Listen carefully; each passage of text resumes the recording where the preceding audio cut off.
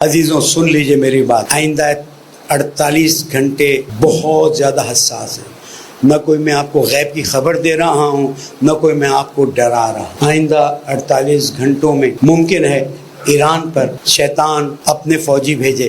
48 گھنٹوں کے اندر بہت زیادہ امکان ہے ایران پر کوئی زمینی طریقے سے فوج اتاری جائے اور خرق آئی لینڈ پر قبضہ کیا جائے۔ مقدر میں کیا لکھا ہے میں نہیں جانتا، لیکن میں اتنا جانتا ہوں کہ ہم آج بھی مظلوموں کی حمایت اور ظالموں کے خلاف کھڑے ہوئے ہیں۔ یہ صرف شیعہ قوم کی آواز نہیں ہے۔ اگر کوئی مشترک ریلی شیعہ اور سنیوں کی نکلے گی تو وہاں پر بھی آپ دیکھیں گے۔ آپ نے دیکھا مفتی تقی عثمانی صاحب نے کیا کیا، بہترین بیان دیا۔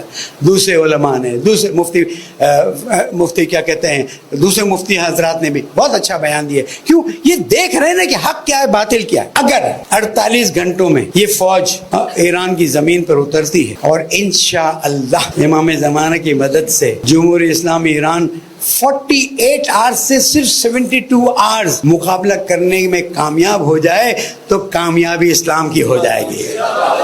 48 گھنٹے سے 72 گھنٹوں میں انشاءاللہ مقابلہ کر کے ان کو روک لیا تو یاد رکھیے پوری انسانیت آزاد ہو جائے گی۔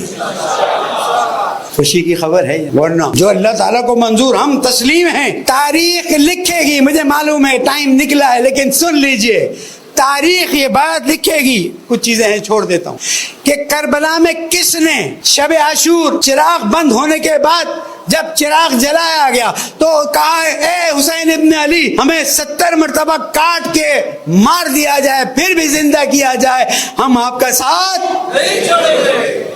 تاریخ نے آج لکھا ہے کہ کس نے 6 مہینے کے بچے پر تیر چلایا ہے۔ ٹھہر جائیے، تاریخ نے لکھا ہے کس نے حسین ابن علی کے گلے پہ نہیں، پیچھے سے کوئی میڈیا نہیں تھا، کوئی سوشل میڈیا نہیں تھا۔ تاریخ نے لکھا ہے کہ کس نے کہا میرا پہلا تیر میں نے چلایا ہے۔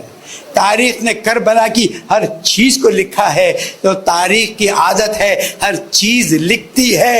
اے میرے پاکستان کے لیڈروں، اگر کربلا کی تاریخ لکھی گئی ہے تو کربلا 2026 کی بھی تاریخ لکھی جائے گی، اور لکھا جائے گا تم کہاں کھڑے تھے، تم کیا کر رہے تھے، تم کس کا ساتھ دے رہے تھے، تم کس کو دھوکا۔